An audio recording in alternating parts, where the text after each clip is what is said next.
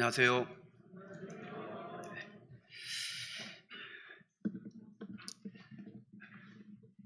잠깐 먼저 머리 숙여서 하나님 앞에 함께 기도드리겠습니다.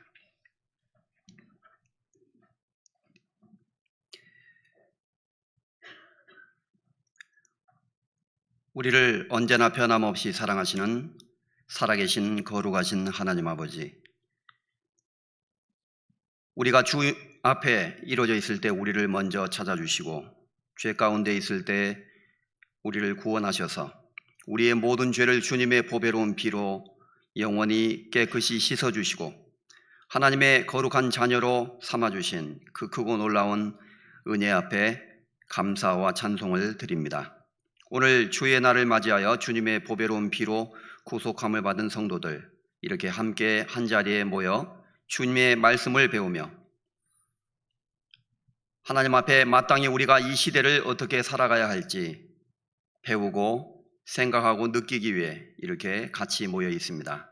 필요한 말씀으로 우리를 가르쳐 주시고 깨우쳐 주셔서 더욱더 근신하는 마음으로 또 준비된 마음으로 다시 오시는 주님을 기다릴 수 있도록 인도해 주시고 우리 주변에 이뤄져 있는 영혼들에게 주의 복음을 전할 수 있는 마음을 더욱 가질 수 있도록 인도해 주시기를 원합니다. 계속되는 집회 가운데 함께해 주시고 연말까지 허락된 일정들 가운데 전심전력하여 함께 협력하고 복음을 전함으로 이뤄진 영혼들을 주 앞에 인도하는 일에 같이 동참할 수 있도록 인도해 주시기를 원합니다. 이 시간에도 농선부 집회가 진행되고 있습니다. 귀한 영혼들 숫자는 얼마 되지 않을지라도 주님께서 기억하시고 말씀을 전하는 전도인에게 지혜와 능력을 주시며 또 듣는 모든 자들에게 주님의 은혜를 허락하셔서 귀한 영혼들이 돌아오고 또 주님께 기쁨과 영광이 되도록 인도해 주시기를 원합니다. 오늘 또 필요한 말씀으로 우리를 가르쳐 주시며 또 우리의 영혼을 채워 주시고 우리 마음 가운데 여러 가지 어려운 가운데 있는 곤란한 상황이 있다면 해답을 주시며 또 고난을 헤치고 나아갈 수 있는 믿음과 힘과 지혜를 주시기를 원합니다. 병중에 있는 성도들, 고통 가운데 있는 성도들을 기억하시고 위로해 주시기를 바라며 멀리 선교 지역에서 수고하시는 우리 선교사님들, 어려운 가운데서도 복음을 전하는 그 가정들에게 주님께서 함께해 주시기를 또한 같이 기도드립니다. 오늘도 처음 시작하는 시간부터 마치는 시간까지 주 성령님께서 우리 각 사람과 함께해 주시기를 바라며 우리를 언제나 변함없이 사랑하시는 우리 주 예수 그리스도의 이름으로 감사하며 기도드렸습니다. 아멘.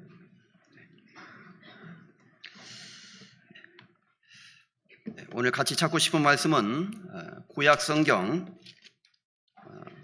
다니엘서 2장 되겠습니다.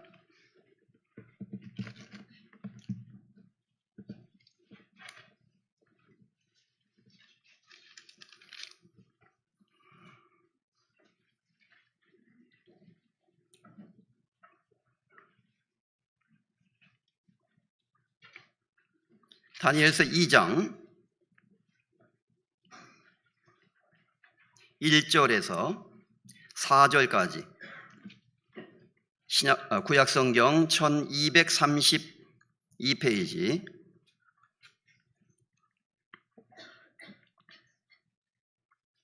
다니엘서 2장 1절에서 4절까지 찾으셨으면 제가 낭독해 드리겠습니다. 느부갓네살이 위에 있은 지 2년에 꿈을 꾸고 그로 인하여 마음이 번민하여 잠을 이루지 못한지라 왕이 그 꿈을 자기에게 고하게 하려고 명하여 박수와 술객과 점쟁이와 갈대아 술사를 부르매 그들이 들어와서 왕의 앞에 선지라 왕이 그들에게 이르되 내가 꿈을 꾸고 그 꿈을 알고자 하여 마음이 번민하도다. 갈대아 술사들이 아람 방언으로 왕에게 말하되 왕이여 만세수를 하옵소서. 왕은 그 꿈을 종들에게 이르시면 우리가 해석하여 드리겠나이다. 네, 거기까지 낭독해 드렸습니다. 1년에 4차례 대전도 집회가 있는데 지난 집회가 외부 전도인이 오셔서 집회 마지막으로 인도했고요. 이번 달 12월 달에 마지막으로 올해 대전도 집회가 있습니다. 제가 말씀을 전하기로 예정이 되어 있습니다. 미리 준비 잘 하셔서 그동안 말씀을 쭉 들으셨던 분들 다시 한번 다 참석해서 구원의 점검과 또 다시 한번 확인하는 시간을 물론 가져야 되겠고요. 그리고 새로운 영혼들 한 사람씩 꼭 인도할 수 있도록 미리 기도하시고 또 준비하시는 가운데 이번에도 연말에 겨울에 추우면은 추운 거 하나 빼고는 추울 때는 별로 할 일이 없잖아요. 밖에 나들이도 잘 안 가시고 그러니까 전도하기는 더 좋은 시기일 수 있습니다. 그래서 새로운 분들 좀 많이 인도하셔서 알차게 집회가 준비되고 마칠 수 있도록 함께 기도해 주시고 노력해 주시면 감사하겠습니다. 인도에 잘 다녀왔습니다. 인도에 가보니까 우리가 이렇게 좋은 환경에서 자유스럽게 복음을 전할 수 있다는 것이 하나님 앞에 얼마나 감사한 일인가 이렇게 생각이 되었습니다. 저와 함께 외국에 계신 선교사님 2분과 또 한국에 계신 분들 이렇게 해서 5분이 함께 참여해서 일주일 동안 인도 전역에서 모인 34분의 목사님들과 함께 성경 공부하고 같이 기도하고 교제하고 돌아오는 시간을 가졌습니다. 원래 방글라데시에서도 2분 내지 3분이 참여하도록 되어 있는데 오실 수가 없었어요. 비자 문제가 있어서. 인도와 방글라데시가 사이가 좋지가 않습니다. 그래서 요즘에 비자를 웬만하면 내주지 않기 때문에 이제 앞으로 오기가 어려울지 모르겠다는 그런 이야기가 있습니다. 인도라는 나라는 좀 신비스러운 나라입니다. 인구가 13억에서 14억 정도 된다고 알려져 있는데 이미 중국을 앞질러서 세계 제1위의 인구 대국이라고 알려져 있습니다. 자부심이 대단합니다. 인도에 가니까 자기들이 인구가 제일 많은 나라라고 이렇게 이미 알고 있습니다. 그리고 자료에 의하면 공식적인 언어, 국가에서 일반적으로 공식적으로 언어로 지정한 공용어가 약 80여 개의 언어가 있다고 알려져 있습니다. 물론 땅덩어리도 크고 인구도 많지만 좀 신기해요. 어떻게 그렇게 많은 언어가 있을 수 있을지 좀 이해가 되지 않는데 제가 비행기를 타고 오면서 5명의 승무원과 뒤에서 잠깐 커피를 마시면서 질문을 한 적이 있었는데 5명이 전부 다 말이 달라요. 출신 고향이 다르고 원래 자기가 사용하는 그 모국어 언어가 다릅니다. 그래서 자기들끼리는 영어로 교제하고 참 신기한 나라라는 것을 알 수가 있었습니다. 인도의 힌두교가 대세인데 힌두교에는 1억 4천만 가지의 신이 있다고 알려져 있습니다. 1억 4천만. 엄청나게 많죠. 좀 이해가 되지 않는데 그래서 이제 인구 센서스에 관한 것을 좀 조사를 해보니까 좀 더 정확한 자료에 의하면 2011년도에 행해진 인구 센서스에 의하면 시골에 있는 사람들까지 자기가 모국어로 항상 사용하고 있는 제1 언어, 자기가 사용하는 언어를 쓰시오. 이렇게 해서 인구조사를 쭉 통계를 냈는데 19,760여 개의 언어를 사용하고 있는 것으로 집계가 됐습니다. 이 숫자가 잘못된 거 아닐까 해서 여러 웹사이트를 통해서 검사를 하고 조사를 했는데 숫자가 틀린 게 아니에요. 19,700여 개의 언어가 있습니다. 그러니까 아주 그 세세한 언어까지 따지면 셀 수 없는 언어가 있다고 해요. 정말 미스테리하고 신비스러운 나라입니다. 그래서 거기 오신 목사님들에게 물어봤더니 그 옆에 있는 주에 가면은 여러 개의 이제 부락들이 있는데 산 하나 넘어가면 언어가 다르대요. 그 산을 넘어가면 또 언어가 다르고 그래서 아마 그게 맞을 겁니다. 이렇게 대답을 하시는 겁니다. 그렇게 참 이상한 나라입니다. 그래서 겉으로 보면 얼굴은 다 까맣게 보이지만 인종도 다 너무너무 다양하고 음식도 다르고 문화도 다르고 종교도 대부분은 한 40여 %는 힌두교인이라고 하는데 그 나머지 중에 이슬람교도 꽤 있고요. 약 10여 프로가 넘는 이슬람교도들이 있고, 그리고 또 기독교인도 10% 정도 된다고 알려져 있습니다. 14억의 10%면 기독교인 인구가 얼마죠? 1억 4천입니다. 적은 게 아니에요. 엄청납니다. 그래서 참 무한한 가능성을 가지고 있는 그런 나라인데, 문제는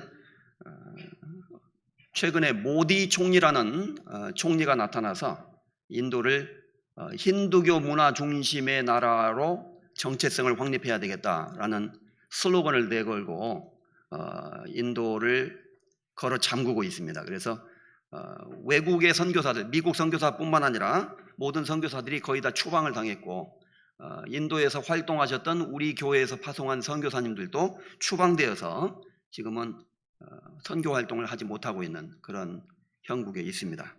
그래서 저희 한국에서 목사님들이 조를 짜서 그곳에 정기적으로 방문해서 비밀리에, 아주 비밀리에, 제가 그래서 어디서 하는지도 말 못해요. 예. 더 자세한 건 공개를 못합니다. 그리고 저희도 이제 딱 그 선교센터로 돼 있는 곳에 딱 들어가면 한 25평에 32평 정도 되는 아파트 정도 될까요? 사이즈가. 그 안에 딱 들어가면 들어가는 순간부터 일주일 동안 못 나옵니다. 거의 그냥 감금 상태로 그 안에 딱 있으면서 먹고 자고 하면서 계속 성경 공부하고 이렇게 교제하다가 나올 수밖에 없는 그런 형편이고, 만약에 외국인이 인도에 가서 선교 활동을 하거나 복음을 전한다든지 설교를 한다는 것이 발각되면은 곧바로 추방을 당하든지 아니면은 감옥으로 가게 되는 이런 일들이 벌어질 수 있기 때문에 아주 조심스럽게 선교를 할 수밖에 없는 그런 상황 속에 있습니다. 제가 한국에 와보니까 우리 한국은 너무 자유스러워요. 너무. 그래서 그런 생각을 많이 했습니다. 이렇게 좋은 환경에서 자유스럽게 복음을 전할 수 있는 이런 환경 속에 우리가 살고 있으면서, 그런데 열심히 우리가 전도하지 못하는 것은 정말 너무나 안타까운 일이고 하나님 앞에 큰 죄라는 생각이 들었습니다. 너무나 죄송한 마음도 들었고요. 그 인도의 사람들 사는 형편도 어렵고 또 여러 가지 어려운 형편이 있는데, 종교적으로나 신앙적으로도 확 억눌려 가지고 뉴델리라는 그 수도가 있는데, 거기에서는 성경책을 가지고 있거나 전도지, 복음 전도지만 소유하다가 발각이 되어도 법적으로 경찰에게 붙잡히게 되면 감옥에 보내는데 6년을 살아야 된다고 합니다. 6년. 그리고 그 지역은 개종금지법이라는 것이 이미 발효가 되어서 자기가 기독교인이 되어도 기독교인이라고 공식적으로 말하면은 감옥에 무조건 가는 거예요.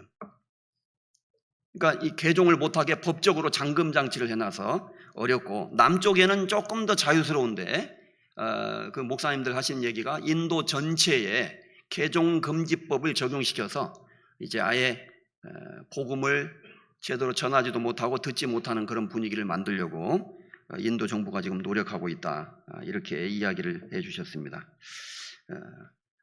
그 이야기를 들으니까 마음에 더 조급한 마음이 들고, 우리가 이렇게 자유스럽게 우리나라뿐만 아니라 또 세계 곳곳에 전도할 수 있는 그런 날이 그렇게 많지 않을 수도 있겠다, 이런 생각을 해보았습니다. 지금 중국에서도 선교사들이 활동할 수가 없고, 인도에도 마찬가지고, 방글라데시나 그 주변에 있는 나라들도 점점 이제 문을 걸어 잠그는 이런 형태로 나가고 있는데, 다행스럽게도 지금 아프리카 지역에 활발하게 우리가 선교하고 있고, 또 남미에 활발히 선교하고 있어서 아직은 기회가 우리에게 많이 주어져 있다, 이런 생각을 했습니다. 저희 의정부 교회는 전국 교회 중에서 선교 회비에 동참하는 그 참여도가 굉장히 높은 교회입니다. 우리 교회의 숫자나 규모에 비해서 훨씬 더 다른 숫자가 많은 교회들보다도 선교 회비에 많이 동참을 해주고 계시는데 너무나 감사드리고 또 바람직한 현상이라고 할 수 있겠습니다. 더 많이 우리가 관심을 가지고 또 실질적으로 물질로서 내가 직접 선교지에 갈 수는 없지만 선교 회비를 내어서 선교사님들을 돕고, 또 교회의 선교가 활발히 이루어지도록 간접적으로 도움으로써 여러분은 선교지에 가실 수가 있습니다. 내 몸이 직접 그곳에 가지 않아도 나의 마음과 기도와 정성과 나의 물질이 선교지로 파송되는 거예요. 그래서 선교사는 꼭 외국에 가야만 선교사가 되는 것은 아니라고 할 수 있겠습니다. 우리 모두 이제 그러한 마음을 가지고 더욱더 열심히 살았으면 좋겠고요. 우리 이 마지막 때에 우리에게 주어진 이 귀한 기회를 낭비하지 않고 살 수 있기를 간절히 소망해 봅니다.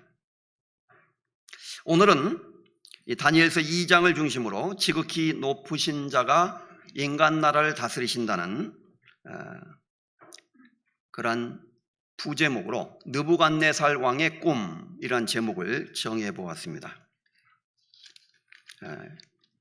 최근에 구원받아서 교회에 나오시는 분들도 계시고 또 이 자리에는 나이가 많으신 분들도 있고 또 젊으신 분들도 있지만 모든 분들이 다 이 내용을 충분히 다 숙지하고 이미 알고 계신 분들도 있지만 모르시는 분들도 많기 때문에 처음 들으시는 분들도 있을 수 있어서 좀 가능하면 쉽게 설명을 드리면서 교훈을 함께 받을 수 있었으면 좋겠습니다. 기회가 되시면 집에 가셔서 다니엘서는 길지 않기 때문에 짧은 시간 내에 읽을 수가 있습니다. 다니엘서를 좀 쭉 처음부터 읽어보시고 오늘 읽은 본문에 해당되는 다니엘서 2장의 말씀도 상세하게 읽어보시면 많은 신앙의 유익을 얻을 수 있으리라고 생각합니다. 성경에서 다니엘서만큼 재미있는 책이 있을까 할 정도로 교회학교 아이들에게는 다니엘서에 나오는 이야기가 많이 인용이 됩니다. 그래서 사자굴에 들어간 다니엘, 그리고 풀무불에 들어간 다니엘의 세 친구의 이야기는 너무나도 잘 알려져 있는 이야기죠. 그리고 미국 아이들은 남자아이가 태어나면 다니엘이라는 이름을 많이 지어줍니다. 이 워낙 위대한 성경의 인물이기 때문에 다니엘과 같은 신앙을 본받았으면 좋겠다는 뜻에서 부모들이 남자아이들에게는 다니엘 이렇게 이름을 지어주는 경우가 많고, 여자아이들도 아쉽기 때문에 다니엘라, 다니엘 이런 식으로 이름을 붙여줘서 다니엘을 항상 좋은 인물로 기억을 하고 있습니다. 이 이야기는 이스라엘이 예수님 오시기 약 600여 년 전에 바벨론 제국의 침공을 받으면서 이야기가 시작이 됩니다. 역사적으로 이스라엘이 하나님의 말씀을 순종할 때는 축복을 받고 왕들에 의해서 나라를 든든하게 다스릴 수 있었지만, 그들이 하나님의 말씀을 불순종했을 때는 외세의 침입을 받도록 하나님이 허락하셨고, 너를 미워하는 자가 너를 치러 들어와서 너를 다스리게 될 것이다. 이렇게 하나님이 미리 모세의 입을 통해서 경고하셨던 것처럼 그들을 미워하는 자가 그들 이스라엘을 다스리게 되는 그러한 일들이 역사 속에서 이루어지게 될 것이라고 이미 경고하셨는데, 그 하나님의 경고와 예언의 말씀은 역사 속에서 분명하게 성취되고 이루어진다는 것을 역사는 증언하고 있습니다. 그래서 이스라엘 임금들이 하나님의 말씀에 불순종하고 또 백성들이 우상 숭배에 빠지고 하나님을 떠나 살게 되므로 그들은 외세의 침입이라는 징계를 받게 되었는데, BC 605년, 597년 그리고 586년경에 세 차례에 걸쳐서 바벨론 침공이 있었습니다. 1차, 2차, 3차 침공으로 알려져 있는 이 사건을 통해서 계속적으로 바벨론의 침공을 받아서 유대인들이 끌려가게 되는 일이 있었고, 이것이 바로 바벨론 유수, 브리타니카 백과사전이나 위키피디아나 세계 백과사전에 찾으면 바벨론 유수라고 나와 있습니다. 3차례에 걸쳐서 유대인들이 잡혀가게 되는 역사적인 사건이 있었습니다.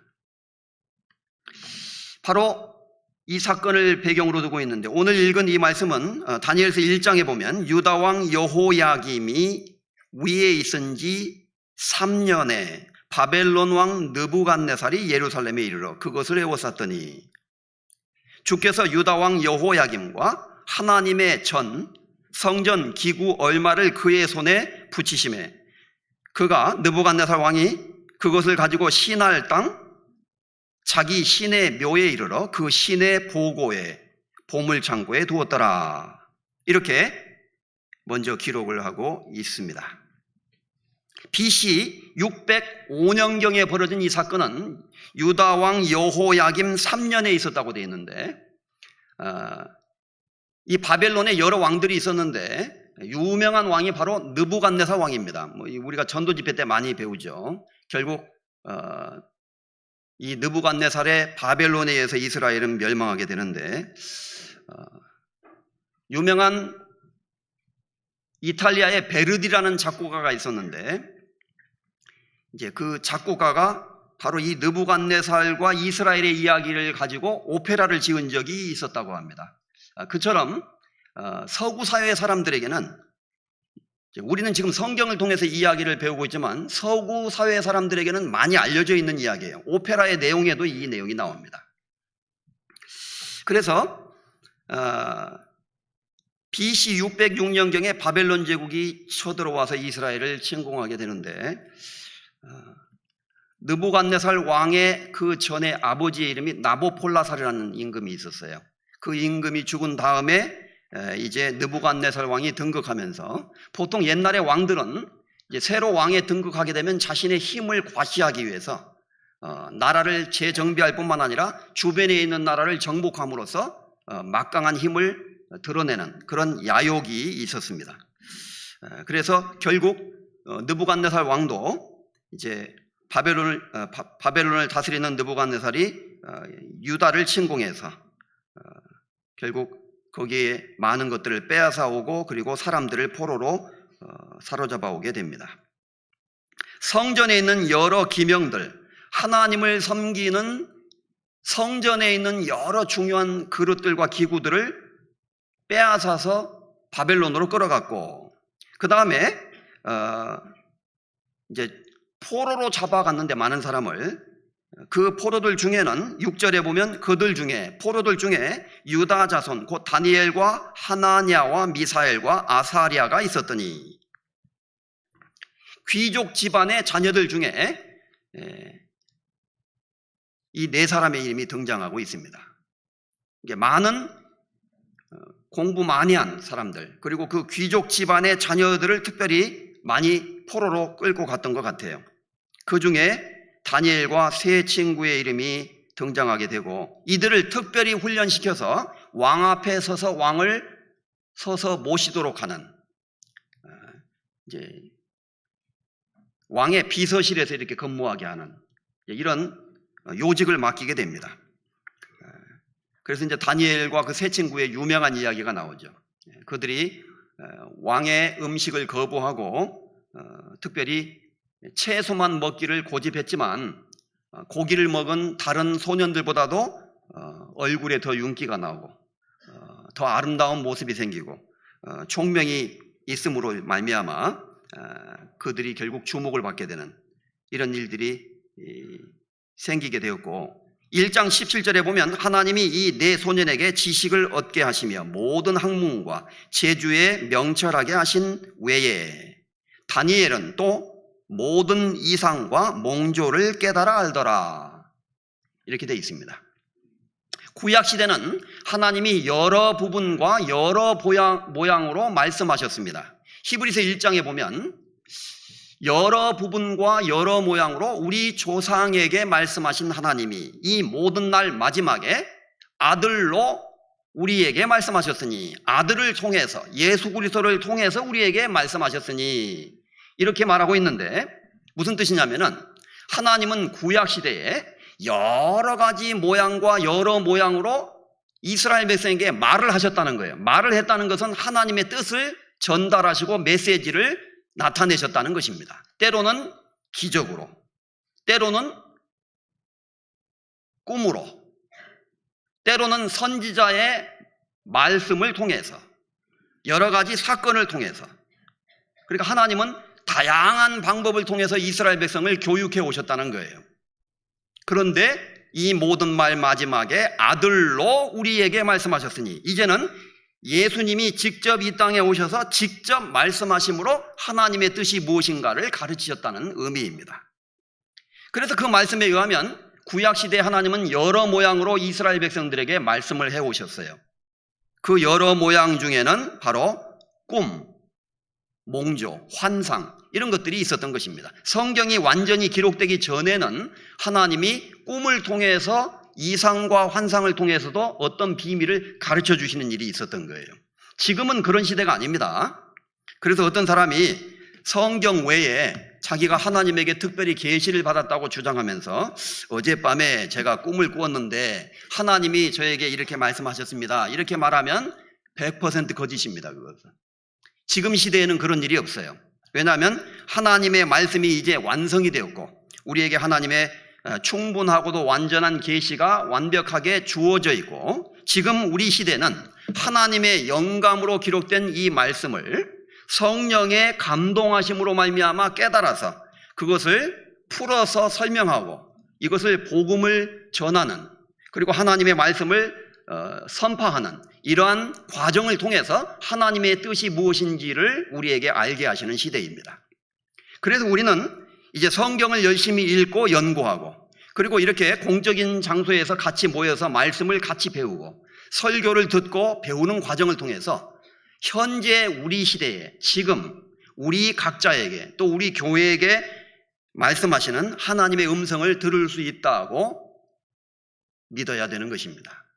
그것이 지금 하나님이 하시는 방법입니다. 그러나 과거에는, 성경이 기록되기 이전의 구약시대에는 이런 일들이 있었습니다. 그래서 우리가 전도집회 때 기억하는 또 하나의 사건 중에 하나, 이스라엘이 회복될 것을 보여주는 계시로서 에스겔 선지자가 바벨론의 포로로 잡혀 있을 때 바벨론 강가에서 이상을 보게 되는데 골짜기에 죽은 뼈들이 가득해 있었고 그 뼈들이 에스겔이 뼈들을 향해서 뼈들아 일어나라, 생기야 들어가라 라고 그렇게 말을 했을 때 죽은 뼈다귀들이 살아 일어나서 서는데 극히 큰 군대가 되었더라. 인자야, 이들은, 이 죽은 뼈다귀들, 죽었다가 살아난 뼈다귀들은 이스라엘 온 족속이라. 이렇게 하나님이 설명해 주시는 내용이 에스겔서 37장에 자세히 나옵니다. 죽은 뼈다귀의 환상. 꿈은 잘 때 꾸는 것이고 환상은 깨어 있는데 꿈처럼 화면이 펼쳐지는 거예요. 쉽게 말하면. 그러니까 에스겔은 꿈을 꾸듯이 환상을 보게 된 겁니다. 그 골짜기의 환상을 통해서 이스라엘 민족이 회복될 것이라는 계시를 하나님으로부터 받게 된 거예요. 그 에스겔이 받은 계시와 환상이 오늘날 우리 시대에 문자 그대로 이루어지고 있는 것입니다. 이처럼 하나님은 꿈을 통해서든지 환상을 통해서든지 어떤 비밀을 가르쳐 주신 일이 있었습니다. 그래서 다니엘과 세 친구들 중에 특히 다니엘에게는 모든 이상과 몽조를 깨달아 알 수 있는 능력을 주신 거예요. 그래서 다니엘 하면은 꿈을 우리가 항상 기억할 수 있습니다. 꿈을 잘 해석하는 선지자였던 거예요. 자, 그래서 이제 재미있는 이야기가 드디어 시작이 됩니다. 어느 날 이 느부갓네살이라는 임금이 2장 1절에 보면 위에 있은 지 2년의 꿈을 꾸고 그로 인하여 마음이 번민하여 잠을 이루지 못한지라. 이 왕이 특이한 꿈 하나를 꾸게 됐어요. 그런데 깨어난 다음에 그 꿈으로 인해서 크게 번민하면서 계속해서 불면증에 시달리는 일이 벌어지게 되었다는 것입니다. 그래서 그 나라의 점장이들, 박수들 다 모조리 불러와가지고 이제 그들에게 조언을 구하는 거예요. 그러니까 그 술사들이 와서 말하기를, 왕이여, 저희들에게 꿈을 말하소서, 우리가 해석을 드리겠나이다. 그런데 이 느부갓네살이라는 왕이 좀 괴팍했던 것 같아요. 얘들아, 너희가 지혜자고 현자라면은 내가 어떤 꿈을 꿨는지까지 너희 신에게 물어봐서 맞춰야 될 거 아니냐? 이놈들, 난 꿈이 기억이 안 난다. 꿈까지 알려주고 해석을 알려주기 바란다. 이렇게 이제 이거 완전히 억대기를 쓰는 거예요. 5절에 보면 왕이 갈대아 술사에게 대답하여 가로되 내가 명령을 내렸나니 너희가 만일 꿈과 그 해석을 나로 알게 하지 아니하면 너희 몸을 깨끗이 씻어줄 것이며 뭐라고 그랬죠? 쪼갤 것이며. 우와, 막 무시무시해요. 쪼개버린다. 그리고 너희 집으로 걸음터를 삼을 것이요. 너희가 만일 꿈과 그 해석을 보이면 너희가 선물과 상과 큰 영광을 내게서 얻으리라. 그런즉 꿈과 그 해석을 내게 보이라. 이렇게 요구하는 거예요. 꿈을 알려주고 해석까지 해주라는 겁니다. 옛날에 왕들은 사극 같은 데 보면요, 늘 독살의 위험에 시달렸어요. 그래서 음식 먹을 때도 신하가 먼저 먹어보고 궁녀가 먼저 먹어보고 독이 있는가를 판단한 다음에 전하 드셔서 하면 그때 먹는 거예요. 언제 죽을지도 모르는 그런 위험에 있었기 때문에 옛날의 임금들은 진짜 이거 좀 스트레스가 많았을 것 같아요. 그리고 어떤 신하가 또 모반을 해서 갑자기 반란군을 끌고 오지 않을까, 이웃이 또 어떤 나라가 쳐들어오지 않을까, 늘 이제 이 왕자에 있다는 것 자체가 굉장한 스트레스였을 것입니다. 그래서 이 느부갓네살 왕은 아주 이상한 꿈을 꿨는데 꿈이 기억이 안 났는데 그것이 자신의 앞으로 운명을 알려주는 어떤 전조라고 생각했을 거예요. 이 꿈이 자기에게 무언가를 가르쳐주고 있는데 기억을 못하는 겁니다. 그러니까 더 불안한 거예요, 이 사람이. 그래서 그랬는지 하여간 히스테리 발작성 질환을 이제 일으키게 된 거예요. 꿈을 보이고 해석을 보이라는 겁니다. 그래서 그 다음에 쭉 내용을 읽어보면 신하들이 말이죠. 왕이여, 일단 꿈을 말하소서. 그러면 해석을 드리겠나이다. 이놈들, 저기 조선 땅에 가면 꿈보다 해몽이 좋다는 말이 있던데 내가 꿈을 알려주면 너희가 적절히 요리조리 요리해가지고 그럴듯하게 해석하려고 그러지. 아마 그렇게 생각했을지도 몰라요. 하여간 꿈이 생각이 안 나요. 꿈을 얘기하라는 겁니다. 그래서 신하들이 아주 난처하게 된 거예요. 왕이여, 이제까지 우리에게 이런 것을 요구한 적은 어떤 왕도 없었습니다. 꿈을 알게 해주셔야 꿈의 해석을 드릴 거 아닙니까? 그래서 11절에 보면 왕의 물으신 것은 희한한 일이라. 육체와 함께 거하지 아니하는 신들 외에는 왕 앞에 그것을 보일 자가 없나이다 한지라. 맞는 얘기죠. 이 사람들의 말이 맞습니다.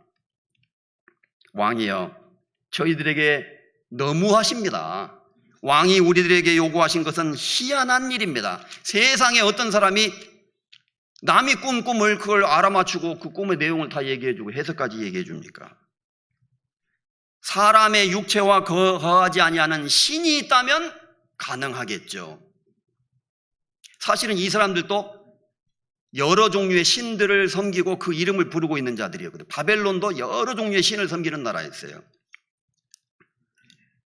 그들이 믿는 신이 정말로 존재했다면 그들이 믿는 신에게 그것을 물어서 답을 얻었을 수 있었을 텐데, 문제는 그런 신이 있는 것도 아니고 실제 존재하는 것도 아니니 천지를 짓지 아니한 신은 이 땅 위에서나 하늘 아래에서나 망할지어다.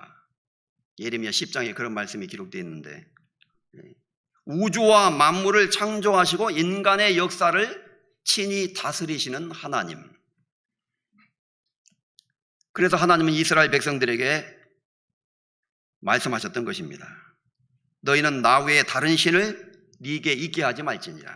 다른 신들을 섬기지 말지니라 라고 분명히 말씀하셨고, 오직 하나님만이 우주와 만물을 창조하심으로써 세상을 주관하시고 다스리실 뿐만 아니라 우리의 모든 인생을 주관하시는, 그래서 진정한 신은 장래의 일을 고하라, 미래의 살을 우리에게 후의 살을 진술하라, 또 이전 일에 어떠한 것도 고하라, 우리가 연구하여 그 결국을 알리라. 이렇게 말씀하셨던 것입니다. 진정한 신, 우주와 만물을 창조하신 참 신이 있다면 그 신은 장래의 일을 고할 수도 있어야 되고 미래의 살을, 후의 살을 진술할 수도 있어야 되고, 그 진술한 내용과 실제 내용을 우리가 연구해보고 그것이 맞는 것인지 틀린 것인지를 연구하여 우리가 알 수 있을 것이다. 이렇게 성경은 스스로 말하고 있는 것입니다. 진짜 어떤 신이 참신이라면 그것을 알려줄 수가 있어야 된다는 거죠. 이 간접적인 내용 속에서도 이 바벨론 술사들이 섬기고 있었던 그들의 신은 존재하지도 않는 신이라는 것을 암시적으로 알려주고 있는 거예요. 왕이여, 이것은 정말 희한한 일입니다. 그것을 어떻게 사람이 알 수가 있겠습니까? 신들 외에는 그건 불가능한 일입니다. 그래서 결국에는 어쨌든 그렇다고 해서 느부갓네살이 그러냐? 대체 생각해 보니까 그렇구나. 그래서 마음을 바꾼 것이 아니라 좌우간 꿈을 알게 하고 해석을 내라. 그렇지 않으면 다 죽여버리겠다. 이렇게 막 무시무시한 명령을 내리게 된 거예요. 그래서 다 결국 죽게 된 겁니다. 결국 이때 바벨론에 잡혀온 유대 소년 중에서 다니엘이 이름이 거론되게 된 거예요. 아마도 그 전에 다니엘이 꿈을 해석하는 그런 재주를 한번 보여줬던 적이 자그마하게 아마 있었던 것 같아요. 어쨌든 자세한 건 모르지만 다니엘이 이제 불려오게 되는 겁니다. 저기 뒤로 넘어가 보겠습니다. 13절, 다니엘서 1장 13절. 1233페이지. 왕의 명령이 내림에 박사들은 죽게 되었고 다니엘과 그 동무도 죽이려고 찾았더라. 왕의 시위대장관 아리옥이 바벨론 박사들을 죽이러 나가매 다니엘이 명철하고 슬기로운 말로 왕의 장관 아리옥에게 물어가로되 왕의 명령이 어찌 그리 급하뇨? 아리옥이 그 일을 다니엘에게 고하매 다니엘이 들어가서 왕께 고하기를 기한하여 주시면 왕에게 그 해석을 보여드리겠나이다 하니라. 하고 이제 이야기가 진행이 되어서 이제 그 아리옥이라는 사람을 통해서 이제 높은 벼슬에 있는 사람이죠. 이제 다니엘이 임금 앞에까지 이제 가게 되는 거예요. 그리고 다니엘이 이렇게 말하게 되는 겁니다.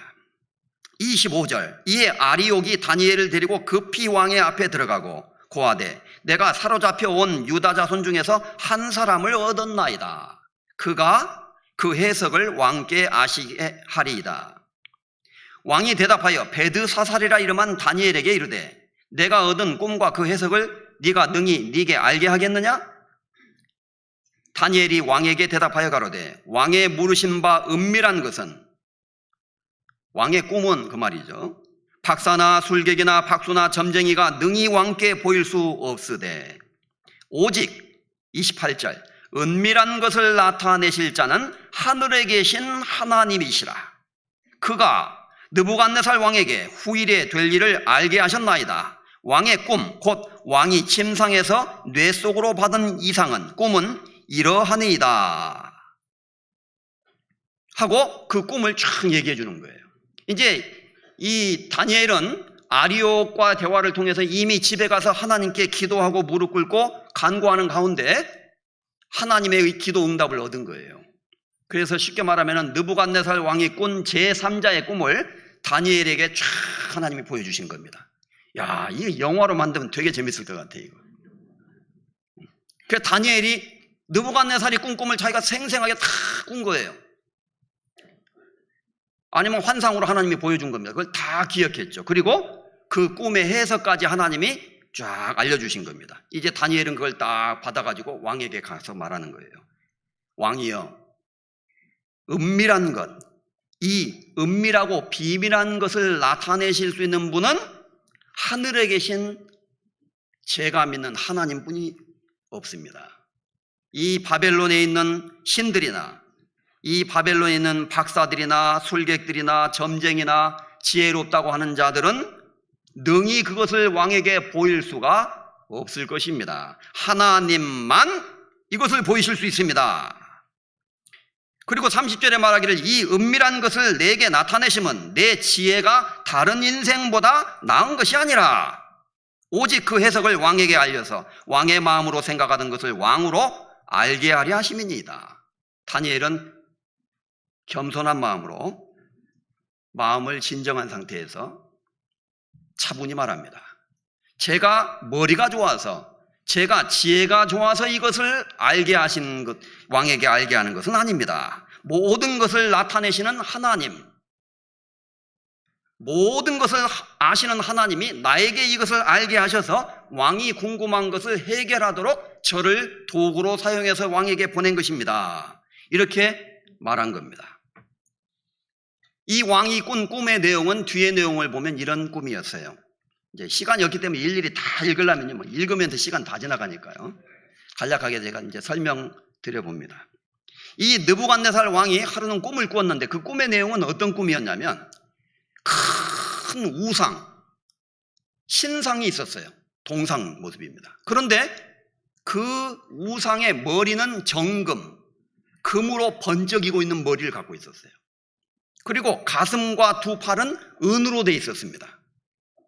그 다음에 배와 넓적다리는 구리, 동으로 되어 있었어요. 두 다리와 종아리는 철로 되어 있었습니다. 그 다음에 발과 발가락은 철과 진흙이 얼마는 철이고 얼마는 진흙이고 섞여 있었어요. 정말 신기하고도 무섭게도 생기기도 하고 그 모양이 특심하고 심히 두려우니 이렇게 이제 묘사가 되어 있는데, 그런데 꿈이 기억이 안 나는 거예요. 얼른 보면 기억이 날 것 같은데 뭐 하나 보기는 봤잖아요. 내용은 모르지만 사람 같은 형상을 봤으니 그걸 말할 수 있었을 텐데 놀랍게도 느부갓네살은 전혀 기억을 못하고 무서운 것을 보았다는 기억만 갖고 있었던 겁니다. 그런데 이제 다니엘이 해석을 시작하는 거예요. 31절에 다니엘이 말합니다. 왕이여, 왕이 한 큰 신상을 보셨나이다. 그 신상이 왕의 앞에 섰는데 크고 광채가 특심하며 그 모양이 심히 두려우니 그 우상의 머리는 정금이요, 가슴과 팔들은 은이요, 배와 넓적다리는 노시요, 그 종아리는 철이요, 그 발은 얼마는 철이요 얼마는 진흙이었나이다. 또 이때 왕이 보신즉 사람의 손으로 하지 아니하고 뜨인 돌이 신상의 철과 진흙의 발을 쳐서 부서뜨리매 때에 철과 진흙과 놋과 은과 금이 다 부서져 여름 타작마당에 겨같이 되어 바람에 불려 간 곳이 없고 우상을 친 돌은 태산을 이루어 온 세계에 가득하였나이다. 이렇게 꿈의 내용을 상세하게 쫙 얘기해 준 거예요. 느부갓네살이 딱 듣다가 옳거니 맞아 이렇게 얘기했겠죠 아마. 그게 내가 바로 꾼 꿈이다. 벌써 거기서 느부갓네살은 깜짝 놀랐을 거예요. 맞다. 내가 본 꿈이 그 형상이다. 생생하게 그때부터 이제 기억이 나게 된 겁니다. 그 다음에 다니엘은 말합니다. 왕이여, 이제 그 꿈이 이러하니 그 해석을 왕 앞에 진술하리이다. 37절 왕이여, 왕은 열왕의 왕이시라. 하늘의 하나님이 나라와 권세와 능력과 영광을 왕에게 주셨고 인생들과 들짐승과 공중의 새들 어느 곳에 있는 것을 물어나고 그것들을 왕의 손에 붙이사 다 다스리게 하셨으니 왕은 곧 금머리니이다. 왕의 후에 왕만 못한 다른 나라가 일어날 것이요 셋째로 또 녹 같은 나라가 일어나서 온 세계를 다스릴 것이며 넷째 나라는 강하기가 철 같으리니 철은 모든 물건을 부서뜨리고 이기는 것이라. 철이 모든 것을 부수는 것 같이 그 나라가 뭇 나라를 부서뜨리고 빻을 것이며 왕께서 그 발과 발가락이 얼마는 토기장이의 진흙이요 얼마는 철인 것을 보셨은즉 그 나라가 나누일 것이며 왕께서 철과 진흙이 섞인 것을 보셨은즉 그 나라가 철의 든든함이 있을 것이나 그 발가락이 얼마는 철이요 얼마는 진흙인즉 그 나라가 얼마는 든든하고 얼마는 부서질 만한 것이며 왕께서 철과 진흙이 섞인 것을 보셨은즉 그들이 다른 인종과 서로 섞일 것이나 피차에 합하지 아니함이 철과 진흙이 합하지 않음과 같으리라. 44절 같이 읽겠습니다. 이 열왕의 때에 하늘의 하나님이 한 나라를 세우시리니 이것은 영원히 망하지도 아니할 것이요 그 그 국권이 다른 백성에게 돌아가지도 아니할 것이요 도리어 이 모든 나라를 쳐서 멸하고 영원히 설 것이라. 이제 다니엘이 왕이 본 꿈의 신상의 의미가 무엇인지를 하나님께로 받은 대로 쭉 설명을 해주게 됩니다. 왕이여, 제가 이제 그 해석을 알게 해드리이다. 왕께서 보신 그 신상의 머리가 금으로 돼 있었지 않았습니까? 금은 세상에서 제일 값지고 고귀한 금속입니다. 보석입니다. 왕이여, 이 정금으로 된 머리는 바로 왕과 왕이 다스리는 바벨론 제국의 영광을 상징하는 것입니다. 왕은 곧 금머리니이다. 아마 느부갓네살이 그랬을 거예요. 아, 그래? 그렇지. 그래. 내가 다스리는 이 느부갓네살이 다스리는 이 바벨론 제국이 금이로다. 이렇게 좋아했을 것입니다. 아마. 이 해석 그대로 금머리는 그 당시에 바벨론 제국을 상징하고 있었다는 거예요. 그리고 바벨론 제국을 대표하는 사람이 느부갓네살 왕이잖아요. 그 나라의 임금이잖아요. 그래서 그 금은 바로 금머리, 곧 느부갓네살과 느부갓네살이 다스리는 바벨론 제국의 영광을 상징하고 있었다는 것입니다. 그래서 느부갓네살이 한참 좋아했을 것 같은데 왕의 후에 왕보다 못한 나라가 나타날 것입니다. 왕의 후에, 그럼 내가 영원히 있지 못하는구나. 다른 나라가 일어날 것이고, 그럼 내 나라가 없어지는 거냐? 이렇게 질문했을지도 몰라요. 바벨론 제국이 금머리와 같이 찬란하고 영광스러운 문명을 자랑한다 할지라도 영원히 지속되지는 못할 것이다. 결국 나라는 사라지고 또 다른 나라가 나타난다. 왕은 사라지고 또 다른 임금이 나타날 것이다. 그 모든 것은 하나님의 손에 있는 것이다 라는 것을 이 다니엘서의 이야기가 지금 전달하고 있는 거예요. 첫째는 꿈을 통해서 느부갓네살 임금에게 그것을 말씀하고 계시고, 그리고 느부갓네살의 그 이야기를 통해서 그 이야기를 알게 된 모든 궁궐의 신하들과 백성들에게 이 사실을 알게 하고, 그리고 이 사건을 통해서 성경에 기록되므로 성경을 읽는 모든 사람들에게, 그리고 지금 이 시간에는 이 이야기를 듣고 배우고 있는 우리 모두에게 하나님은 이 한 가지 중요한 메시지를 각인시키고 있다는 사실입니다.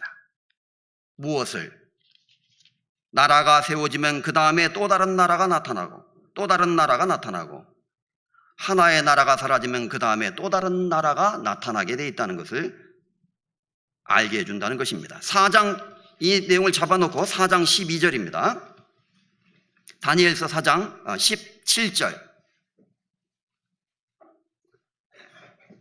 17절. 이는 순찰자들의 명령대로요 거룩한 자들의 말대로니 곧 인생으로 지극히 높으신 자가 인간 나라를 다스리시며 자기의 뜻대로 그것을 누구에게든지 주시며 또 지극히 천한 자로 그 위에 세우시는 줄을 알게 하려 함이니라 하였느니라. 이 말씀 속에 이 다니엘서의 중요한 주제가 드러나고 있다고 할 수 있습니다.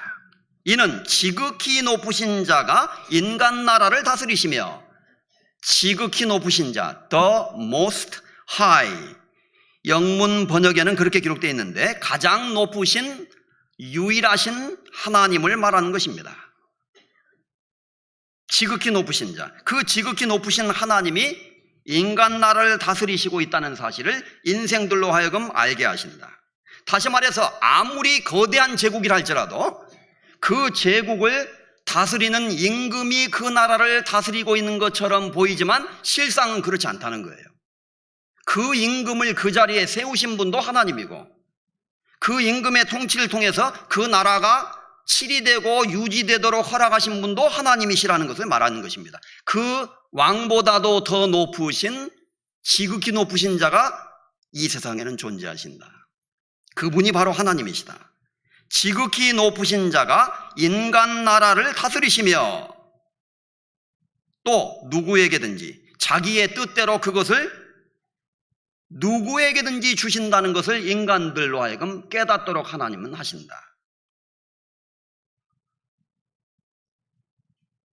최근에 미국에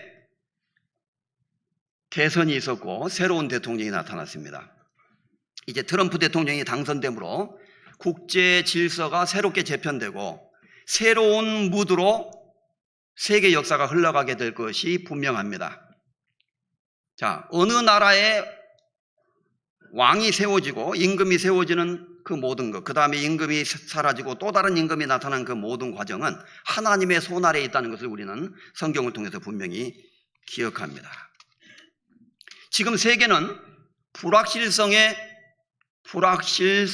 불확실성 속에 살고 있어요. 지금 어느 때보다도 위험한 시대에 우리가 살고 있다고 할 수 있습니다. 한반도에서 전쟁의 위험이 국제 정치학적인 관점에서 보면 가장 높아지고 있다고 말하고 있습니다. 그건 사실입니다. 지금 러시아가 우크라이나를 침공한 지 거의 3년이 거의 됐습니다. 이스라엘과 하마스 사이에 전쟁이 있습니다. 그것 때문에 헤즈볼라와 전쟁이 있고 레바논, 시리아를 폭격했고 엊그저께는 이스라엘이 또 시리아를 폭격했죠. 그 다음에 이란과 이스라엘 사이에 지금 전쟁의 기운이 감돌고 있습니다. 핵 단추를 만지작하고 있다. 이런 신문 제목이 많이 나와요. 핵 단추를 만지작하다 콱 눌러버리면요 터지는 거예요. 핵전쟁이. 그러니까 이때를 이용해서 중국은 시진핑이 무대에서 사라지기 전에 반드시 대만을 접수하겠다. 이렇게 공언을 했습니다. 사실상. 그래서 중국이 대만을 언제 침공할지 모른다는 이야기가 있고 그것을 반드시 아마 이루지 않을까 이런 의견들이 있습니다. 만약에 중국이 대만을 침공하게 되면 중동에서 큰 전쟁이 벌어지고 있는 상태에서 그 틈을 노려서 중국이 대만으로 들어오면 북한도 가만히 있지 않고 남쪽을 노리게 될 가능성이 많다. 그렇게 되면 미군이 아무리 힘이 있어도 세계 여러 곳에서 동시에 국제적인 전쟁을 서포트하고 유지할 수 있는 능력이 되지 못하기 때문에 한반도는 굉장히 위험에 처할 수 있다. 이런 국제적인 분석이 나오고 있습니다. 전쟁 날까요? 아무도 모릅니다. 그러나 우리가 여기서 분명히 기억해야 될 것은 전쟁이 일어나도록 허락하시는 분도 하나님이시고 전쟁이 종료되도록 허락하시는 분도 하나님이에요. 예수님은 참새 한 마리도 하나님이 허락하지 않으면 떨어지지 않는다 그랬습니다. 절대 이 세상에서 벌어지는 일은 우연히 벌어지는 것이 아니라는 것은 틀림없습니다. 하나님의 개입 속에 있는 거예요. 따라서 하나님이 이 세계를 통치하고 계시고 붙잡고 계신다는 사실은 분명한 것입니다. 이것은 우리가 성경을 통해서 분명히 알 수 있는 거예요. 따라서 그리스도인들은 국제정서가 흉흉하게 돌아간다 할지라도 너무 걱정할 필요는 없어요. 하나님께 의지하면서 우리는 모든 걸 맡기고 기도하면 됩니다. 그리고 분명한 것은 그동안 우리가 배우고 여러 차례 말씀을 통해서 배웠듯이 우리 한반도에서 우리 교회가 복음을 확실하게 전하고 그리고 그리스도인들이 깨어서 하나님의 복음을 활발하게 전하는 일이 계속되고 있는 한은 하나님이 전쟁을 허락하실 이유는 없을 것이라고 분명히 우리는 믿을 수 있습니다. 왜냐하면 전쟁이 난다는 것은 모든 것이 다 원점으로 돌아가는 거예요. 그리고 현대전은 특히 우리 대한민국 같이 조그마한 나라에서 전쟁 벌어지면요 그 결과는 어마어마합니다. 그리고 처참합니다. 그래서 그것은 대한민국의 전체 체제나 모든 문명이 이제까지 쌓아놓았던 것이 다 무너진다는 것을 의미하고 지금처럼 자유스럽게 복음을 전하는 것은 이제 끝입니다. 사실 거의 그렇게 되는 거죠. 그런데 복음이 활발하게 전해지고 있고 우리가 열심히 복음을 전하고 있는데 하나님이 그것을 갑자기 멈추게 하실 이유는 전혀 없을 것입니다. 전쟁 안 나게 하려면 열심히 전도하고 열심히 신앙생활하면 돼요. 근데 그리스도인들이 다 잠자고 세상에 빠져가지고 세상이나 즐기고 정신이 왔다 갔다 하면요, 옛날에 하나님이 바벨론을 들어서 이스라엘을 침공하게 하고 그들을 심판하셨듯이 하나님 손 놔버리신다고. 하나님 손 놓으시면요 끝나는 거예요. 그것을 우리가 이스라엘 민족의 역사의 교훈을 통해서 분명히 배울 수 있다는 것입니다. 그리고 분명한 것은 지극히 높으신 자가 인간 나라를 다스리시며 또 누구에게든지 원하는 자에게 그것을 주신다는 것을 우리가 알아야 될 것이다. 이것을 이 느부갓네살 왕의 꿈을 통해서 하나님이 알려주신 겁니다. 왕이여, 다니엘이 말했습니다. 왕은 그 신상의 정금머리입니다. 이제 있다가 왕보다 못한 나라가 일어날 것입니다. 조금 있으면 또 다른 나라가 나타날 것이요, 셋째로는 놋과 같은 나라가 나타날 것이며 그 다음에는 철 같은 나라가 나타날 것입니다. 이것은 바벨론 제국으로부터 시작해서 예수님 오실 때까지 세계의 패권을 가지고 있는 패권 국가, 쉽게 말하면 세계의 역사를 주관하는 주도 세력을 하나님이 미리 보여주신 거예요. 이 신상을 통해서. 그래서 그 신상의 정금머리는 바벨론 제국인데 바벨론 제국 뒤의 역사를 쭉 보고 이 내용과 견주어서 예언을 연구해 보면 이 말씀대로 되었다는 것을 알 수가 있어요. 바벨론 제국이 무너진 다음에 메데 페르시아 연합국이 생겼습니다. 원래 페르시아 제국은 메데라는 나라와 페르시아라는 두 나라의 연합국이었어요. 그래서 성경에도 보면 메데 왕 다리오가 먼저 나오고 그 다음에 고레스 임금이 이제 나오게 되는 겁니다. 어쨌든 그래서 정금머리 다음에는 가슴과 두 팔이 있잖아요. 두 팔은 메데와 페르시아 두 제국을 두 팔로 성경이 은유적으로 묘사를 한 겁니다. 보석의 금속의 가치로 따지면 금이 최고이고 금보다 못한 것이 은이잖아요. 그런 것처럼 메데 페르시아 제국이 아무리 강력한 나라였다 할지라도 바벨론 제국의 영광을 따라가지 못했어요.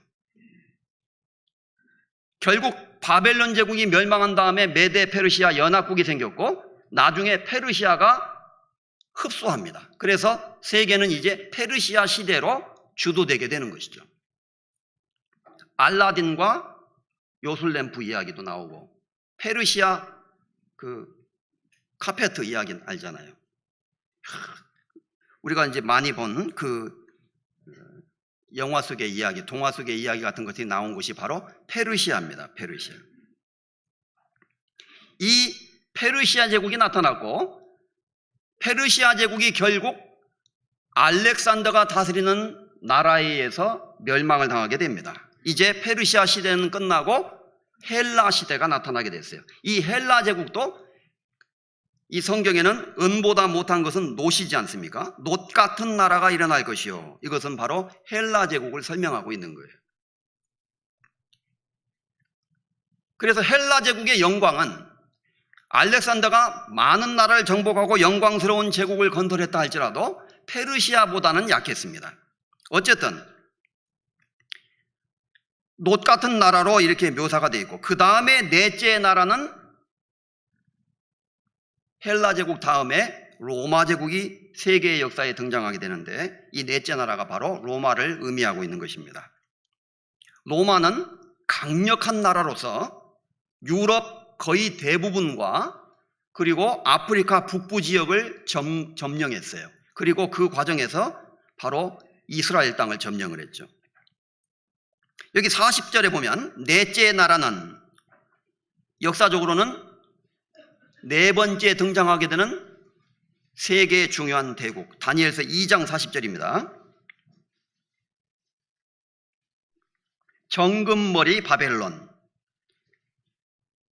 은빛으로 된 가슴과 팔, 메데 페르시아 제국, 그리고 노수로 된 배와 넓적다리, 헬라 제국, 그리고 네 번째 나라가 이제 헬라 제국이 사라지고 난 다음에 등장한 로마 제국입니다.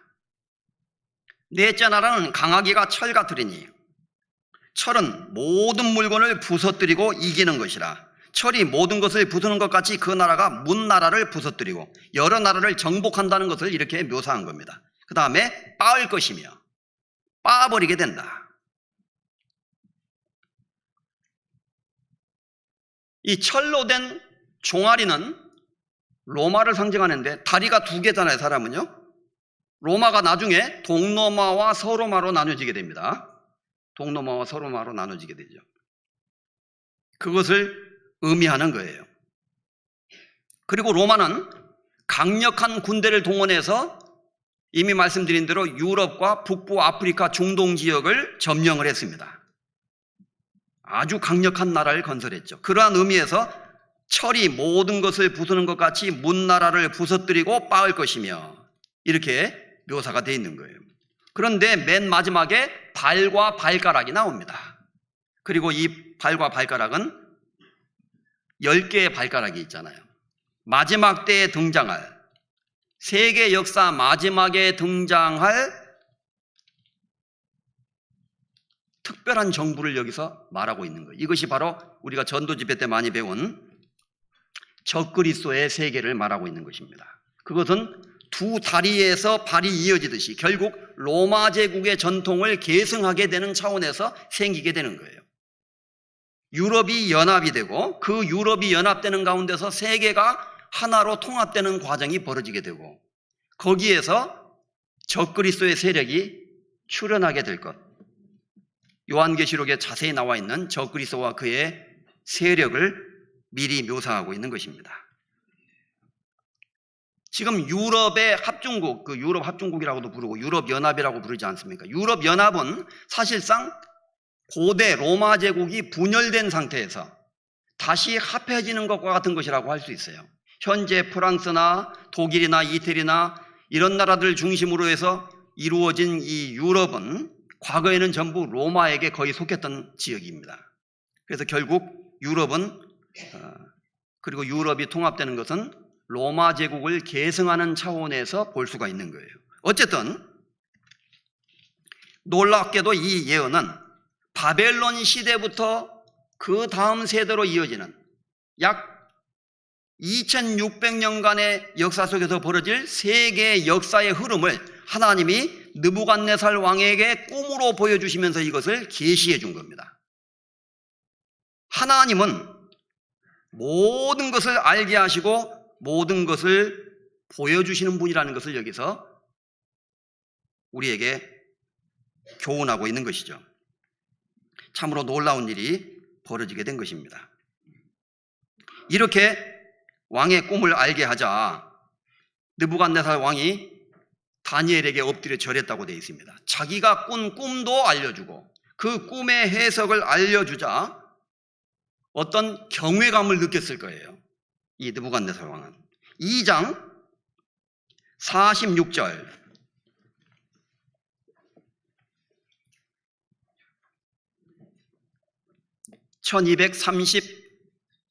1235페이지 2장 46절입니다. 다니엘서 2장 46절. 이에 느부갓네살 왕이 엎드려 다니엘에게 절하고 명하여 예물과 향품을 그에게 드리게 하니라. 왕이 대답하여 다니엘에게 이르되 너희 하나님은 참으로 모든 신의 신이시요 모든 왕의 주제시로다. 네가 능히 이 은밀한 일을 나타내었으니 네 하나님은 또 은밀한 것을 나타내시는 자시로다.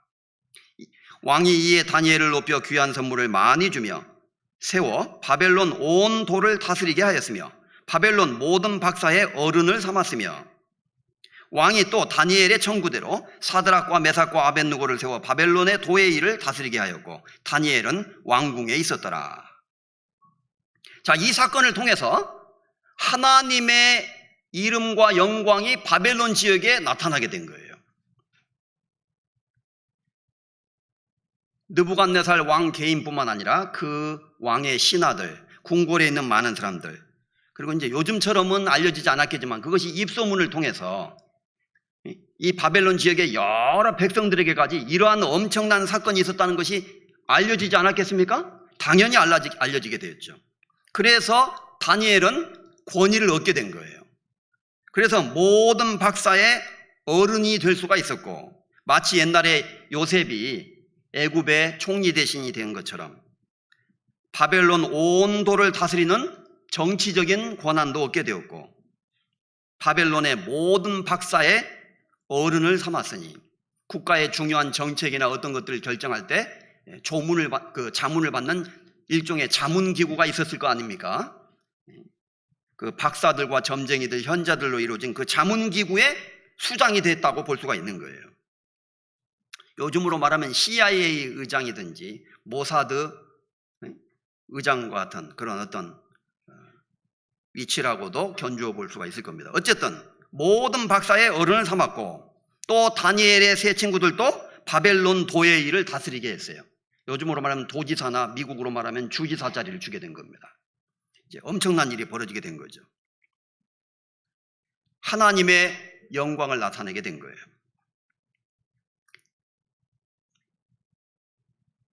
결국 이 세상의 모든 것을 주관하고 계시고 모든 것을 아시는 분은 하나님밖에 없다는 사실을 분명하게 나타낸 거죠. 사람의 비밀을 아실 수 있는 분은 하나님이라는 것밖에, 하나님밖에 없다는 것을 분명하게 깨달을 수가 있게 된 겁니다. 그리고 인간은 대저 사람은 자기의 시기를 알지 못하나니 라고 말한 것처럼 자기의 시기도 알지 못하고 내일 일을 알지도 못하고 우리 인생에서 어떤 일이 벌어질지에 대해서 전혀 알 수가 없는 것입니다. 너는 내일 일을 자랑하지 말라. 하루 동안에 무슨 일이 날는지 네가 알 수 없음이니라 라고 분명히 하나님이 말씀하셨고, 전도서 11장에 보면 바람의 길이 어떠함과 아이벤자의 태에서 뼈가 어떻게 자라는 것을 네가 알지 못함 같이 만사를 성취하시는 하나님의 일을 네가 알지 못하느니라. 결국 사람은 아무것도 알 수 없다는 것을 강조하고 있는 거예요.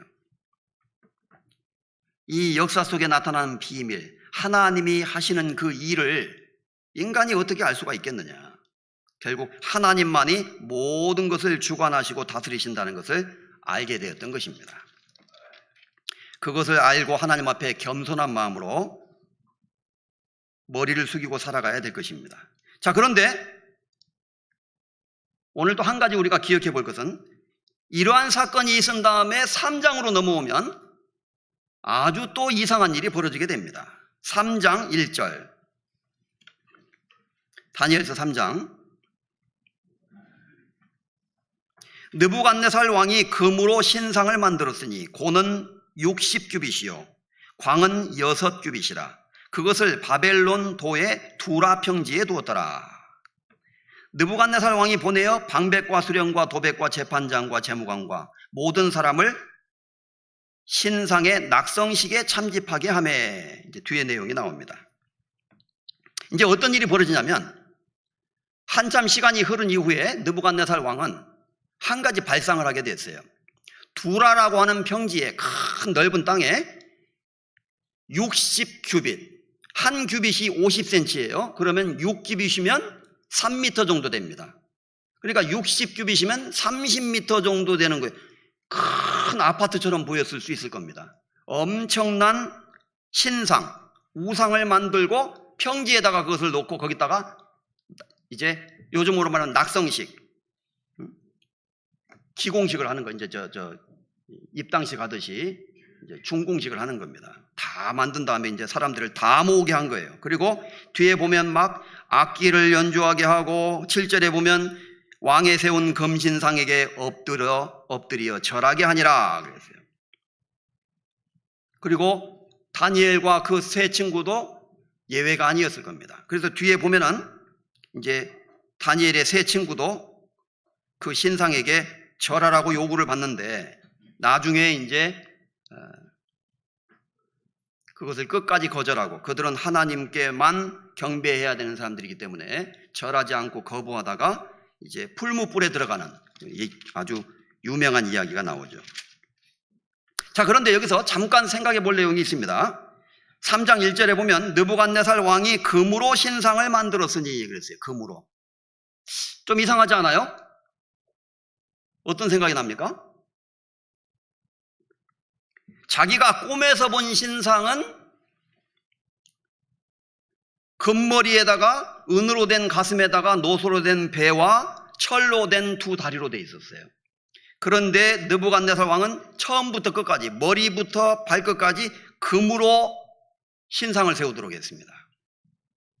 아마도 다니엘의 그 꿈의 해석 속에서 왕은 금머리이다 이렇게 말했기 때문에 자기가 통치하는 나라가 무너지지 않고 영원히 끝까지 지속되기를 바라는 염원에서 금으로 전부 다 신상을 만들었을 거예요. 결코 자기 나라는 무너지지 않는다는 것을 과시하고 싶었기 때문일 것입니다. 그리고는 거기다가 모든 사람에게 절하도록 명하게 한 거예요. 그렇게 한다고 되겠어요? 이 느부갓네살 행동이 보면 아주 수준이 낮아요. 한때는 하나님을 찬양하고 하나님을 믿는 것처럼 말했지만 올바른 온전한 믿음을 가지지 못한 그런 모습을 이제 보여주게 됩니다. 그래서 이렇게 이제 금으로 된 신상을 만들었던 것 같습니다.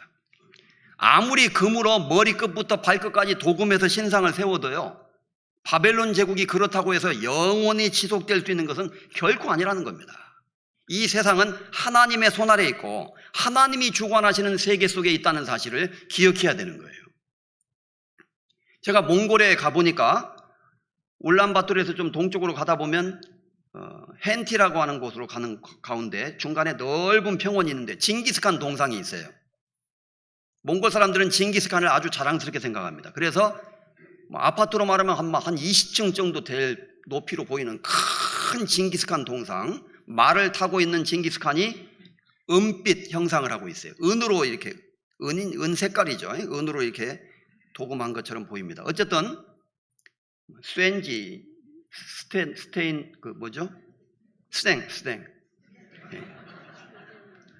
그 좀 뭔지 잘 모르겠네. 그 밥그릇 만드는 거 있잖아요. 그걸로 만들었는지 모르지만 하여간 은빛이 나는 그 징기스칸 동상을 만들어 놓고 쫙 만들어 놓고 사람들이 거기서 이제 사진을 찍고 막 그러는데요.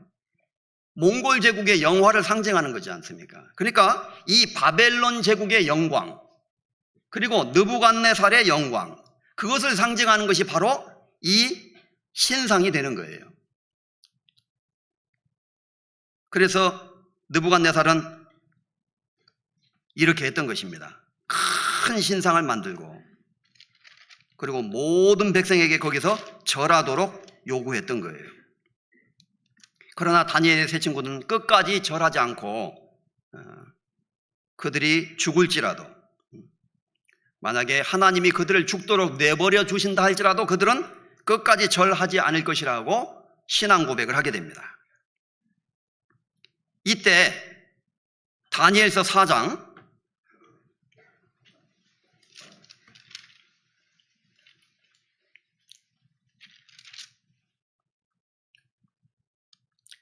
2절에 1절부터 읽겠습니다. 느부갓네살 왕은 천하에 거하는 백성들과 나라들과 각 방언하는 자에게 조서하노라. 원하노니 너에게 많은 평강이 있을지어다. 지극히 높으신 하나님이 내게 행하신 이적과 기사를 내가 알게 하기를 즐겨하노라. 크도다 그 이적이여, 능하도다 그 기사여. 그 나라는 영원한 나라여, 그 권병은 대대에 이르리로다. 나 느부갓네살이 내 집에 편히 있으며 내 궁에 평강할 때에 한 꿈을 꾸고 그로 인하여 두려워하였으되 곧 내 침상에서 생각하는 것과 뇌 속으로 받은 이상으로 인하여 번민하였었노라.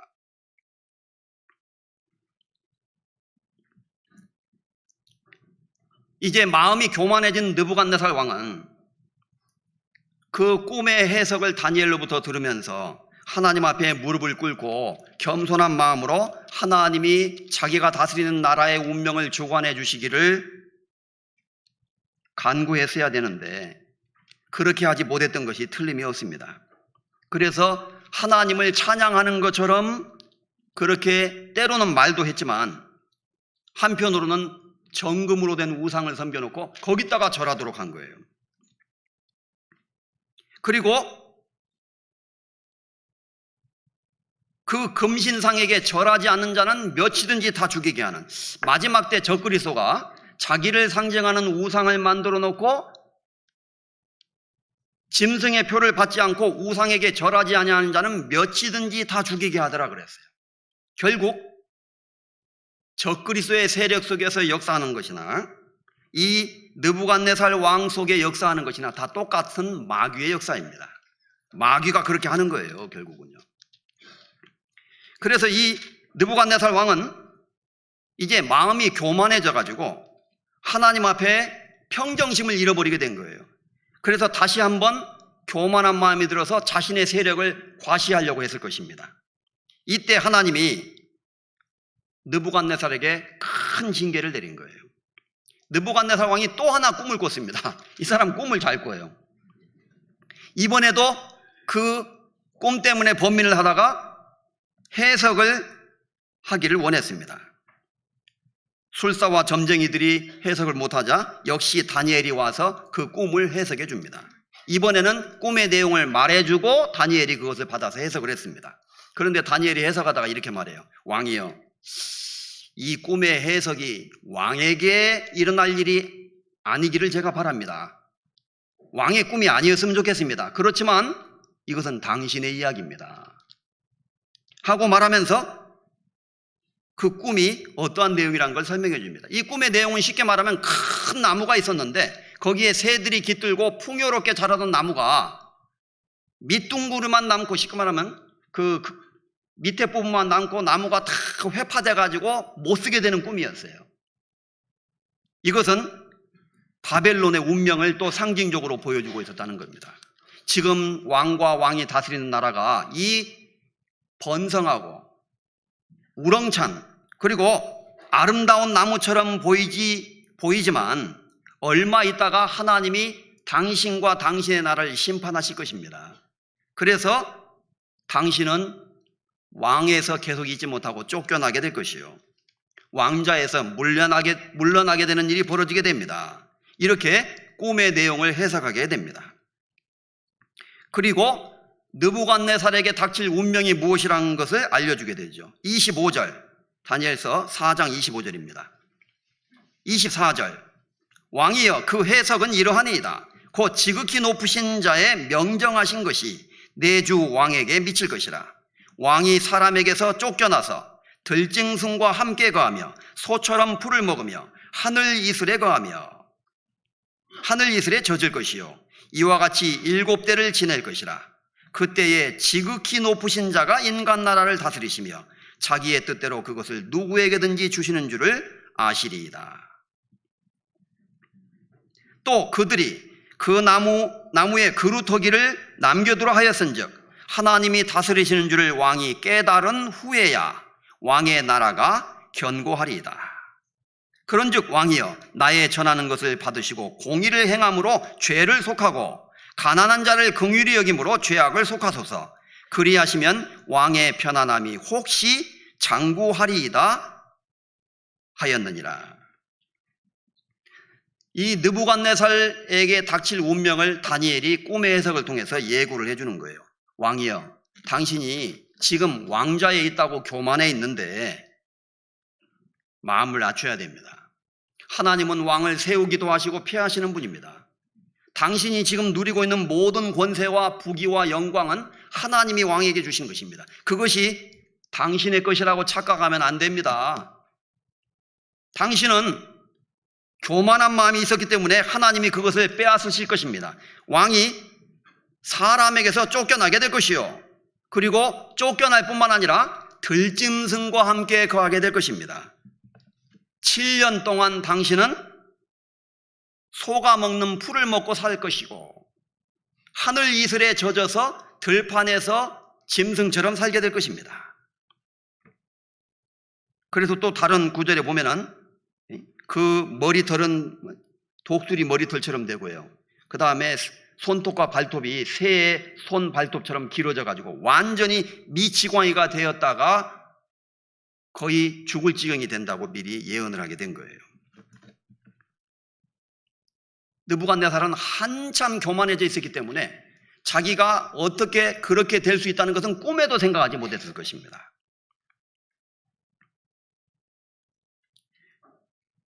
우리가 잘 될 때 겸손한 마음을 가져야 돼요.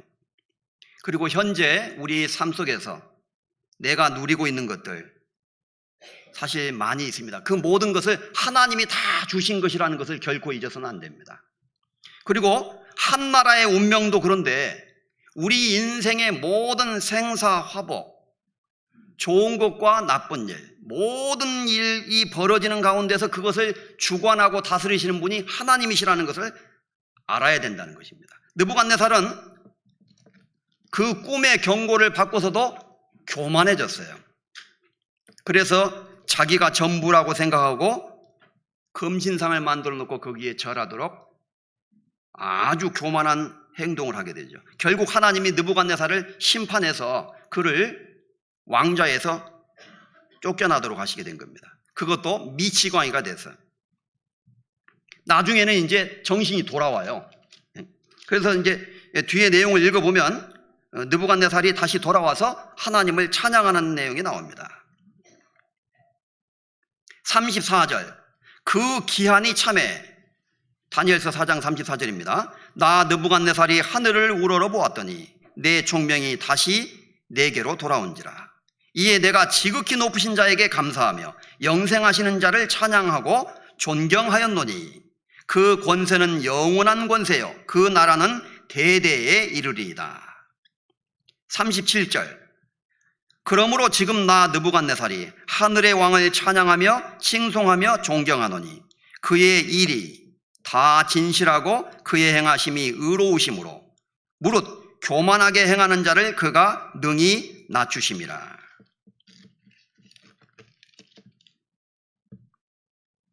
여기 이 사건을 통해서 또 중요한 교훈이 나타나고 있습니다. 느부갓네살 왕은 한때 이렇게 말한 적이 있었어요. 4장 30절에 보면요, 나 왕이 말하여 가로되 이 큰 바벨론은 내가 능력과 권세로 건설하여 나의 도성을 삼고 이것으로 내 위엄의 영광을 나타낸 것이 아니냐 하였더니 이 말이 오히려 나의 왕의 입에 있을 때에 하늘에서 소리가 내려 가로되 느부갓네살 왕아, 네게 말하노니 나라의 위가 네게서 떠났느니라. 네가 사람에게서 쫓겨나서 들짐승과 함께 거하며 소처럼 풀을 먹을 것이요 이와 같이 7대를 지내서 지극히 높으신 자가 인간 나라를 다스리시며 자기의 뜻대로 그것을 누구에게든지 주시는 줄을 알기까지 이르리라 하더니, 이 마지막 결론이 여기서 또 나옵니다. 그러니까 한때 느부갓네살 왕은 이렇게 말했다는 거예요. 내가 능력과 권세로 이 나라를 건설했고 나의 도성을 삼고 이것으로 내 위엄과 영광을 나타낸 것이다. 하나님은 온데간데 없어요. 지금 또 까먹어버리게 된 거예요. 자신의 영광에 도취되어서 자기의 지혜와 능력과 노력으로 바벨론 제국을 건설했다고 착각을 했다는 것입니다. 그 말이 오히려 그 입에 있을 때, 그 말이 떨어지기도 전에 하나님의 음성이 들린 거예요. 천만에 너는 조금 있으면은 네 자리에서 물러나서 짐승처럼 되게 될 것이다. 그래서 결국 이 한 가지를 너는 발견하게 될 것이다. 무엇을? 지극히 높으신 하나님이 인간 나라를 다스리신다는 사실과 자기의 뜻대로 그것을 누구에게든지 주시는 줄을 알기까지 이르리라 하더니, 결국 마지막으로 이 사실 한 가지를 깨닫게 되었다는 것입니다. 지극히 높으신 하나님이 인간 나라를 다스리시고 누구에게든지 그것을 주신다는 사실. 자, 이 느부갓네살 왕의 꿈의 이야기를 통해서 우리는 중요한 교훈을 분명히 받을 수 있습니다. 세계의 역사의 운명을 주관하는 것은 하나님이시라는 거예요. 그래서 앞으로 이제 이 세상에도 어떤 일이 벌어질지, 무슨 일이 벌어질지, 전쟁이 계속될지 평화가 올지, 그리고 우리 한국에 어떤 일들이 벌어질지, 그것은 결국 하나님의 손에 있습니다. 그리고 그리스도인들이 하나님께 기도하고 간구하는 가운데 하나님의 뜻이 이루어지기를 간절히 기도할 때 하나님은 우리에게 복음 전할 수 있는 모든 환경과 이런 것들을 허락해 주실 것이라고 우리가 믿을 수 있습니다. 그것을 위해서 우리는 기도해야 돼요.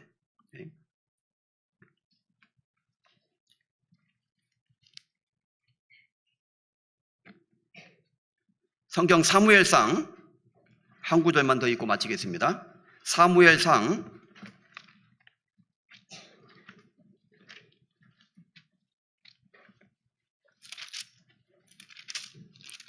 2장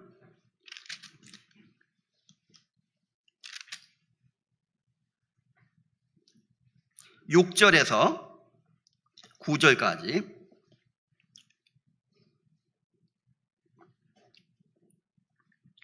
410페이지입니다. 사무엘상 2장 6절에서 9절까지.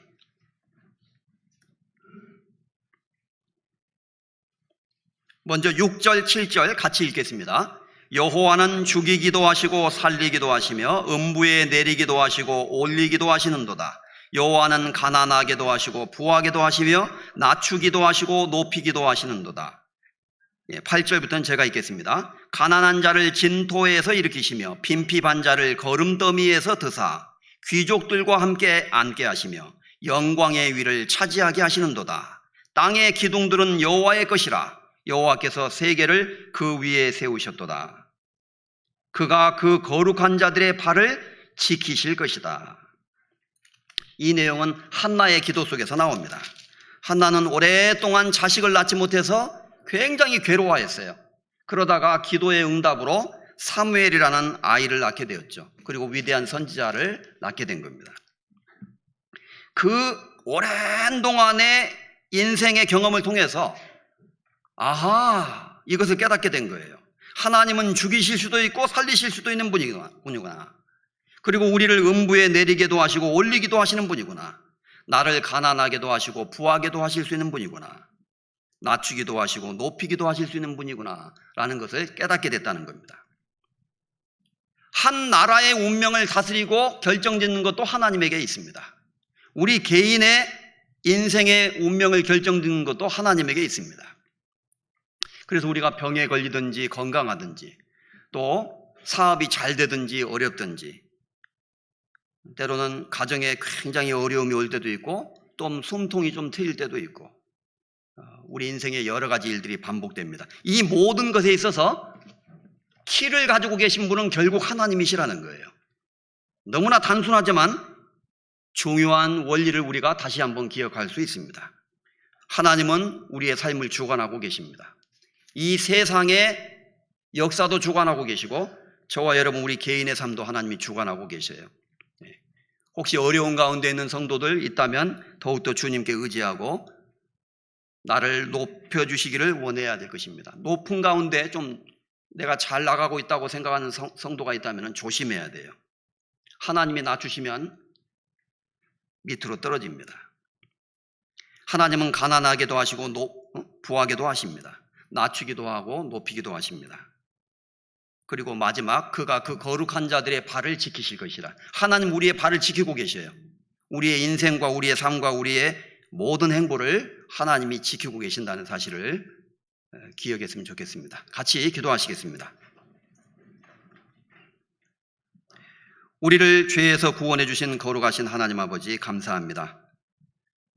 하나님께서 우리를 구원하셨을 뿐만 아니라 우리의 모든 삶을 주관하고 계시고 인도하고 계심을 믿을 수 있습니다. 이 세상의 모든 역사와 세계의 운명을 주님께서 붙잡고 계십니다. 앞으로 세상에 어떤 일이 벌어질지 어떠한 일들이 일어날지 아무도 알 수 없습니다. 이러한 때 우리 그리스도인들 더욱더 정신을 차리고 깨어서 다시 오시는 주님을 기다리게 하시고 근신한 마음으로 주님의 재림을 예비할 수 있도록 인도해 주시기를 원합니다. 하나님 앞에서 우리의 삶 속에 합당치 못한 것이 있다면 그 모든 것들을 돌이키고 깨끗함을 받을 수 있도록 우리의 마음을 새롭게 하시고 또 우리의 마음과 생활을 정리할 수 있도록 인도해 주시기를 원합니다. 주변에 벌어지는 많은 일들 볼 때 주님 오실 그날이 가까이 오고 있습니다. 깨어서 주님의 재림을 기다리게 하시고 하나님께서 우리의 모든 삶을 다스리고 계시며 우리의 발걸음을 붙잡고 계시고 인도하고 계신다는 사실을 잊지 않고 기억할 수 있게 해 주옵소서. 언제나 겸손한 마음으로 낮은 자세에서 교회를 섬기고 또 형제자매들과 함께 교제하면서 전도하고 살아가는 저희들이 되도록 더욱 이끌어 주시기를 원합니다. 우리를 죄에서 구원해 주신 우리 주 예수 그리스도의 이름으로 기도드렸습니다. 아멘.